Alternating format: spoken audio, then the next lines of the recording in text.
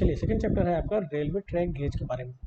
देखिए गेज क्या होता है, आपने प्रेजेंटेशन में देखा होगा कि मैंने एक परमानेंट वेव बनाया था जिसमें मैंने दिखाया था कि एक है स्लीपर, इसके ऊपर रेल्स रखी जाती है और इन रेल्स को स्लीपर से कनेक्ट करने के लिए हम कुछ फास्टनेस यूज़ करते हैं जैसे कि पेंडोरा क्लिप या ई क्लिप। खैर फास्टनेस वाले चैप्टर में पढ़ेंगे।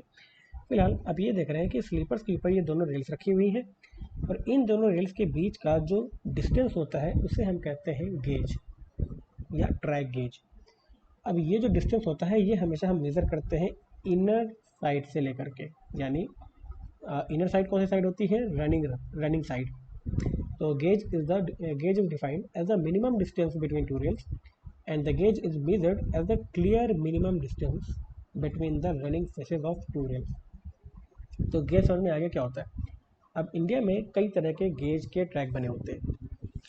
क्या था कि पहले पुराने ज़माने में जितने गेजेस बनते थे वो नैरो गेज बना करते थे और अब जैसे जैसे मॉडर्न ट्रैक्स बन रहे हैं वो ब्रॉड गेज में बन रहे हैं। ब्रॉड गेज का मतलब क्या है कि इन दोनों रेल्स के बीच की डिस्टेंस को थोड़ा बढ़ाया जा रहा है, क्योंकि ऐसा देखा गया कि जैसे ही गेज डिस्टेंस हम बढ़ाते हैं तो हम ज़्यादा स्पीड में अपनी रेलवे ट्रेन को चला सकते हैं और साथ ही साथ हम ज़्यादा बड़े डिब्बे भी बना सकते हैं, तो हम कैपेसिटी भी अपनी ट्रेन की बढ़ा सकते हैं। अब तो फिर ऐसा भी नहीं कि हम अपनी गेजेस को काफ़ी ज़्यादा भी बढ़ा दें, यानी काफ़ी ज़्यादा गेज भी बड़े नहीं कर सकते क्योंकि हमको ट्रैक भी तो फिर उतना बड़ा बनाना पड़ जाएगा और हमारा कंस्ट्रक्शन कॉस्ट काफ़ी ज़्यादा हो जाएगा। तो इंडिया में कुल मिला के 3 तरह के गेजेस हैं जो अभी एग्जिस्ट करते हैं। एक है नैरो गेज जो कि सबसे पुराने थे, फिर आए मीटर गेज थोड़े बड़े हुए और फिर आते हैं ब्रॉड गेज। तो अब ये ब्रॉड गेज के जितने भी ट्रैक हैं वही आजकल रेलवेज बनाता है। इनकी डिस्टेंस क्या है यानी विड्थ क्या है, ये है mm 762 for narrow gauge, metre gauge के लिए 1000 क्योंकि 1 मीटर होता है ये, और ब्रॉड गेज के लिए है 1676 mm। तो क्या है गेज डिस्टेंस, इनर साइड यानी रनिंग फेस से लेकर के रनिंग फेस के बीच का जो डिस्टेंस है वो है गेज डिस्टेंस। नैरो गेज के लिए ये है 762, मीटर गेज के लिए 1000 और ब्रॉड गेज के लिए ये 1676 mm। ये आपको याद रखना है, एग्जाम के लिए इंपॉर्टेंट है। तो हम ये गेजेस चॉइस मतलब चूज़ कैसे करते हैं, कब हम नैरो गेज बनाते हैं, कब हम मीटर गेज बनाते हैं या कब हम ब्रॉड गेज बनाते हैं, इसका चॉइस कई सारे फैक्टर्स पर डिपेंड करता है। जैसे सबसे पहले आता है हमारा कॉस्ट कंसिडरेशन। अब क्योंकि ब्रॉड गेज में हमको पता है कि रेल्स के बीच में ये डिस्टेंस हमको ज़्यादा रखनी पड़ेगी अगर हम ब्रॉड गेज चूज़ करते हैं। अब ज़्यादा डिस्टेंस रेल्स के बीच का मतलब क्या है कि स्लीपर्स भी ज़्यादा बड़े और साथ ही साथ बैलास्ट के कवर भी काफ़ी ज़्यादा हो जाएगा। बैलास्ट क्या होता है, स्लीपर के नीचे का जो ब्रोकन रॉक होता है। और क्योंकि अब हम ट्रैक बड़ा कर रहे हैं तो हमको लैंड भी ज़्यादा खरीदनी पड़ेगी, जो भी लैंड ओनर्स हैं, तो कॉस्ट ऑफ कंस्ट्रक्शन काफ़ी ज़्यादा बढ़ जाएगा। तो ब्रॉड गेज हालांकि ये काफ़ी सूटेबल होते हैं ट्रेन के हाई स्पीड के लिए, लेकिन कंस्ट्रक्शन कॉस्ट इनका काफ़ी ज़्यादा होता है। तो a marginal increase in the cost of track if a wider gauge is adopted due to the proportional increase in the cost of acquisition of land, यानी लैंड को खरीदने में जितना कॉस्ट लग जाता है अर्थवर्क ज़्यादा हो जाएगा। कटिंग या फिलिंग करेंगे, स्लीपर भी हमको ज़्यादा लंबे रखने पड़ेंगे, बैलास्ट भी ज़्यादा रखना पड़ेगा और अदर ट्रैक आइटम्स भी हमको ज़्यादा लगेंगे। इनकी वजह से हमारा कॉस्ट ऑफ कंस्ट्रक्शन थोड़ा ज़्यादा हो जाता है। और साथ ही साथ जितने भी हम ब्रिजेस बनाएंगे या कलवर्ट बनाएंगे या टनल बनाएंगे इनकी कॉस्ट भी बढ़ जाएगी। अब देखो ब्रिज है, ब्रिज में क्या है कि सपोज जहाँ पर भी रेलवे ट्रैक जाना है और रेलवे को अगर नदी पार करनी है तो हमको ब्रिज बनाना पड़ेगा। अब अगर हमने ब्रॉड गेज चुना है, हम ट्रैक को काफ़ी दूर दूर बना रहे हैं, रेल्स को दूर दूर रख रहे हैं, तो ब्रिजेस को भी हमको चौड़ा बनाना पड़ेगा, तो ब्रिज बनाने का भी कंस्ट्रक्शन कॉस्ट बढ़ गया। कलवर्ट क्या होता है, कोई अगर रेलवे ट्रैक है उसके नीचे से एक ओपनिंग बनाते हैं ताकि यहाँ से रोड ट्रांसपोर्ट वाली गाड़ियाँ निकल सकें, इसे हम कहते हैं कलवर्ट। तो कलवर्ट का भी हमारी थिकनेस ज़्यादा हो जाएगी और इसका भी कंस्ट्रक्शन कॉस्ट बढ़ जाएगा। टनल अगर हम बनाते हैं तो उसका भी कंस्ट्रक्शन कॉस्ट बढ़ जाएगा। तो अगर हम ब्रॉड गेज चूज़ करेंगे तो ये मान के चलना पड़ेगा कि हमारा कंस्ट्रक्शन कॉस्ट तो ज़्यादा होने वाला है। ट्रैफिक कंसिडरेशन, अब ट्रैफिक कंसिडरेशन का मतलब है कि जितना ज़्यादा ट्रैफिक जाएगा तो इसका मतलब ट्रेन की कैपेसिटी उतनी ज़्यादा होनी चाहिए। और हाई कैपेसिटी वाली ट्रेन किन पर ही रन कर सकती हैं, ब्रॉड गेज पर। नैरो गेज क्या होते हैं, पतले गेज होते हैं, उन पतले गेज पर हम कम कैपेसिटी वाली ट्रेन ही रन करा पाते हैं और उनकी स्पीड भी कम होती है। तो a wider gauge can carry larger wagons and coaches, it can theoretically carry more traffic a wider gauge has a greater potential at higher speed. समझ में आता है। फिजिकल फीचर्स ऑफ कंट्री, यानी कि जो जितना भी ग्राउंड है उसका फिजिकल फीचर क्या है, क्या वहाँ पर ज़्यादा हिल्स है, क्या वहाँ पर शार्प ग्रेडियंट है, उसके आधार पर हम देखेंगे कि कौन सा गेज चूज़ करना है, मीटर गेज या नैरो गेज या broad gauge. It is possible to adopt steeper gradients and sharper curves for a narrow gauge as compare to the wider gauge. जितने भी नैरो गेज होते हैं उनको हम हिल रोड पे या माउंटेनियस टेरेन्स पे यूज़ करते हैं, क्योंकि जो नैरो गेज होते हैं वो छोटे होते हैं, तो हमारा जितना भी कटिंग है वो भी हम चाहते हैं कि हिल्स में कम से कम हो, क्योंकि हिल्स थोड़ी अनस्टेबल रहती है, हम वहाँ पर बहुत चौड़े ट्रैक नहीं कंस्ट्रक्ट कर सकते। और दूसरी चीज़, जब भी हम हिल स्टेशन पर जाते हैं जैसे शिमला वगैरह हो गया, तो वहाँ पर जो प्लेटफॉर्म या स्टेशन बनाना है वो भी हिल में बनाना है, तो हम चाहेंगे कि ज़्यादा से ज़्यादा ट्रेन को एकोमोडेट कर सकें कम कटिंग में, यानी कम एरिया में। तो कम एरिया में एकोमोडेट करने का मतलब क्या है कि हमको पतले गेज रखने पड़ेंगे, नैरो गेज रखने पड़ेंगे, ताकि ट्रेन भी पतली आ जाए और काफ़ी ज़्यादा ट्रेन उन प्लेटफॉर्म्स में एकोमोडेट हो सके। तो फिजिकल फीचर अगर माउंटेनियस है तो हम नैरो गेज की तरफ टेंड करते हैं, क्योंकि शार्प कर्व में भी नैरो गेज में चलने वाली ट्रेनें मुड़ जाती हैं, हाई ग्रेडियंट को भी, स्टीप ग्रेडियंट को भी वो पार कर लेती हैं क्योंकि हल्की ट्रेन होती हैं, और साथ ही साथ प्लेटफॉर्म या स्टेशन बनाने का भी कटिंग हमको कम होता है माउंटेनियस टेरेन में, तो हम वहाँ पर नैरो गेज यूज़ करते हैं। यूनिफॉर्मिटी ऑफ गेजेस को अगर हमने ध्यान पर रखा है कि गेज जो है वो यूनिफॉर्म रहे, तो वहाँ पर हम सपोज अगर कहीं पर ब्रॉड गेज के पहले से ट्रैक बिछे हुए हैं तो हम वहाँ पर ब्रॉड गेज ही चूज़ करते हैं, वहाँ पर हम मीटर गेज या नैरो गेज चूज़ नहीं करते। क्यों? क्योंकि क्या है कि अगर कहीं पर भी गेज चेंज होता है तो अब ब्रॉड गेज में चलने वाली जो ट्रेन है उन सबके व्हील्स चौड़े हैं, उनको हम मीटर गेज पे तो रन नहीं करा सकते, तो ट्रेन केवल वहीं तक ही जा पाएगी, उसके आगे जा नहीं पाएगी। तो वहाँ पर एक इंटरचेंज बन जाएगा, लोगों को वहाँ से उतरना पड़ेगा और दूसरी ट्रेन में चढ़ना पड़ेगा जो मीटर गेज या नैरो गेज में चल सके। तो जब भी कभी ऐसे केस आते हैं कि हमको ट्रैक बनाना, तो हम देखेंगे कि वहाँ पर पहले से कौन से ट्रैक बिछे हैं, ताकि यूनिफॉर्मिटी ऑफ गेज बनी रहे और हम कॉन्टीन्यूअस रनिंग कर सकें ट्रेन की। तो क्या प्रॉब्लम्स कॉज होती हैं अगर हम चेंज ऑफ गेज करते हैं? अब देखो, ऊपर जैसे हमने बताया कि यूनिफॉर्मिटी ऑफ गेज हम रखना चाहते हैं हर जगह पर। क्यों? सबसे पहले इनकन्वीनियंस टू पैसेंजर्स को इनकन्वीनियंस होगा, बार बार वो जहाँ सपोज कहीं पर ब्रॉड गेज था वहाँ से मीटर नैरो गेज की ट्रेन शुरू हो रही है, तो ट्रेन केवल इस स्टेशन तक चलेगी, यहाँ पर आपको उतरना पड़ेगा और दूसरी नैरो गेज में चलने वाली ट्रेन पर आपको बैठना पड़ेगा। इसीलिए ऐसा होता है कि दिल्ली से जब भी हमको शिमला जाना होता है तो डायरेक्ट ट्रेन का रूट नहीं है, हमको पहले चंडीगढ़ जाना पड़ेगा और चंडीगढ़ से शिमला जाना पड़ेगा, क्योंकि दिल्ली से चंडीगढ़ तो हमारे पास ब्रॉड गेज है, लेकिन चंडीगढ़ से शिमला का रूट जो है वो माउंटेनियस है, वहाँ पर हिल्स है, ठीक है, हिल स्टेशन है, तो वहाँ पर हमको नैरो गेज बनाने पड़ेंगे। तो चंडीगढ़ से शिमला तक नैरो गेज बनेगी, इसकी वजह से हम डायरेक्ट रूट नहीं पकड़ सकते दिल्ली से शिमला को, हमको पहले चेंज करना पड़ेगा ट्रेन, कहाँ पर? चंडीगढ़ में।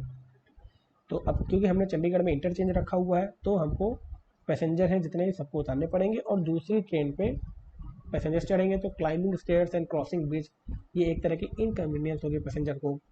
सीट ढूंढना, ठीक है, क्योंकि मिसिंग कनेक्शन है, तो हो सकता है कि आगे आने वाली ट्रेन 3 घंटे लेट हो या उसका टाइम शेड्यूल अलग हो, तो आपको स्टेशन में वेट करना पड़ जाएगा।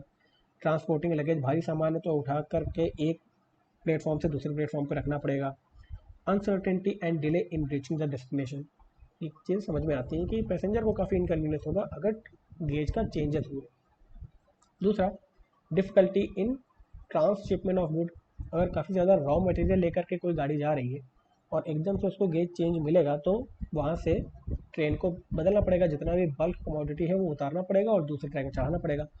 अब ऐसे केस में डैमेज ऑफ गुड्स हो सकता है, जितना सामान है वो डैमेज हो सकता है, कंसिडरेबल डिले हो सकता है सामान को पहुंचने में, थेफ्ट या मिसप्लेसमेंट हो सकता है गुड्स का, और non availability of adequate and specialised transshipment labour and staff. ज़रूरी नहीं है कि हर जगह पर लेबर और स्टाफ हो जो गुड्स या सामान को हॉल कर सके, उतार सके, चढ़ा सके। तो इस तरह की डिफ़िकल्टी आती है अगर चेंज ऑफ गेज हो जाएगा। फिर है inefficient use of rolling stock.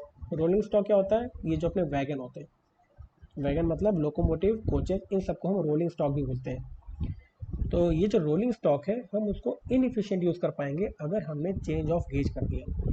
अगर ब्रॉड गेज सपोज अगर कहीं पर बने हुए हैं, ठीक है, और आगे जा कर के नैरो गेज आ रहा है, तो क्या होगा कि ब्रॉड गेज में चलने वाली जो ट्रेनें हैं उनको वो वहीं तक ही जा सकती हैं और सिर्फ नैरो गेज में चलने वाली ट्रेन से इन नैरो गेज में चलेंगी। अब अगर उनके नंबर्स कम है, उनकी संख्या कम है, तो तो केवल उतनी ही ट्रेनें इस रूट पे ट्रैवल कर पाएंगी। और जितना भी ब्रॉड गेज में चलने वाली ट्रेनें भले ही काफ़ी ज़्यादा संख्या में हो, लेकिन क्योंकि वो नैरो गेज में ट्रैवल नहीं कर सकते तो वो आइडल खड़ी रहेंगी। तो रोलिंग स्टॉक जो भी है उसका हम इनएफिशिएंट यूज़ कर पा रहे हैं अगर चेंज ऑफ गेज हो जाएगा तो। Hindrance to fast movement of goods and passenger traffic. समझ में आता है कि ट्रैक इंटरचेंज होने से जितना भी डिले होगा और फास्ट मूवमेंट नहीं हो पाएगा, टाइम का शेड्यूल का डिफरेंस होने से टाइमली एक तरह से सामान इधर से उधर नहीं पहुंच पाएगा। Traffic can not move fast continuously as it has to change the gauge. It is a major problem during cases of war, floods and accidents. तो और क्या हो सकते हैं कि difficulties in balanced economic growth. अब मान लीजिए कि कहीं पर कुछ इकोनॉमिक एक्टिविटी है जो हिल एरियाज में होती है, ठीक है। सपोज जो सेब की जितनी भी खेती हो रही है वो सब नॉर्थ में हो रहा है या हिल स्टेशन में हो रहा है, शिमला में हो रहा है या लेह लद्दाख में हो रहा है, तो वहाँ पर क्या है कि मीटर गेज लगे हुए क्योंकि माउंटेनियस टेरेन है। और जितने भी प्लेन एरिया है जहाँ पर पॉपुलेशन ज़्यादा है वहाँ पर ब्रॉड गेज है। तो ऐसा करने से क्या हो गया कि जिन इंडस्ट्रीज़ के पास मीटर गेज है उनको नैरो गेज में, मीटर गेज या नैरो गेज है, उनको उन नैरो गेज में चलने वाली ट्रेन से ही अपना सामान को ट्रांसपोर्ट करना पड़ रहा है। और नैरो गेज में चलने वाली जो ट्रेन होती हैं वो छोटी होती है और उनकी कैपेसिटी भी कम होती है। तो नंबर ऑफ़ साइकिल्स बढ़ गए। सामान को एक स्थान से दूसरे स्थान तक पहुंचाने के लिए उनको नंबर ऑफ़ साइकिल्स या नंबर ऑफ़ ट्रेन्स को यूज़ करना पड़ रहा है। इसकी जगह पर अगर उनके पास ब्रॉड गेज होता तो वो एक ही बार में ज़्यादा बल्क कमोडिटी को ट्रांसपोर्ट कर सकते थे। तो अगर इस तरह के चेंज ऑफ गेज होगा तो बैलेंस्ड इकोनॉमिक ग्रोथ नहीं हो पाएगा। कहीं पर मीटर गेज लगे हैं तो वहाँ पर इकोनॉमिकली एक्टिविटी एफिशिएंसी इतनी ज़्यादा नहीं होगी जितनी compare to broad gauge station के पास लगने वाली इंडस्ट्रीज़ के पास होती है। Difficulties in future gauge conversion project, यानी अगर एक बार आपने गेज बना दिया सपोज मीटर गेज या नैरो गेज और भविष्य में आप चाहते हैं कि इस गेज को चेंज करके दूसरा कर दें, तो ये काफ़ी ज़्यादा खर्चा हो जाएगा। Widening of gauge involve heavy civil engineering work such as widening of embankment, the bridges and tunnels as well as the track. यानी एक बार अगर गेज बन गया तो उसको वाइड करना काफ़ी मुश्किल हो जाएगा क्योंकि उसके हिसाब से हमने सारे टनल, सारे ब्रिज पहले से ही कंस्ट्रक्ट कर रखे हैं, उन सबको वाइड करना पड़ जाएगा। अच्छा, तो इन सारे डिफ़िकल्टीज़ को इनकाउंटर करने के लिए इंडियन रेलवेज़ ने 1992 में अपना एक पॉलिसी लेके आए कि अब हम जितने भी गेज बनाएंगे वो हम यूनी गेज पॉलिसी को फॉलो करते हुए बनाएंगे। यूनी गेज पॉलिसी का मतलब क्या है? सिर्फ सिंगल गेज के ही ट्रैक बनाए जाएंगे और वो सिंगल गेज कौन से होंगे? Broad gauge. ठीक है, तो इंडियन रेलवेज़ का पर्पज़ क्या है, पॉलिसी क्या है कि वो चाह रहे हैं कि जितने भी मीटर गेज है उन सबको हटाया जाए और ब्रॉड गेज ही उनकी जगह पर बिछाया जाए। ऐसा करके क्या होगा कि अब जितने भी वैगन्स बनेंगे, जितने भी रोलिंग स्टॉक बनेंगे, वो सब स्टैंडर्ड बन के आ पाएंगे। तो जितने भी ब्रॉड गेज के कंफॉर्म या कंपैटिबल वैगन्स बनेंगे उन सबको हम हर जगह यूज़ कर पाएंगे और एफिशिएंट यूज़ हो पाएगा हमारे रोलिंग स्टॉक का। जो हमने अभी ऊपर देखा था कि डिफ़िकल्टी हो रही थी कि हमारे पास ब्रॉड गेज के वैगन्स तो ज़्यादा है लेकिन जहाँ पर भी मीटर गेज की बात आ जाती है तो हम उन सारे वैगन्स को यूज़ नहीं कर पा रहे हैं। तो ये एक यूनिक गेज पॉलिसी है जो इंडियन रेलवे लेके आई है। लोडिंग गेज क्या होता है?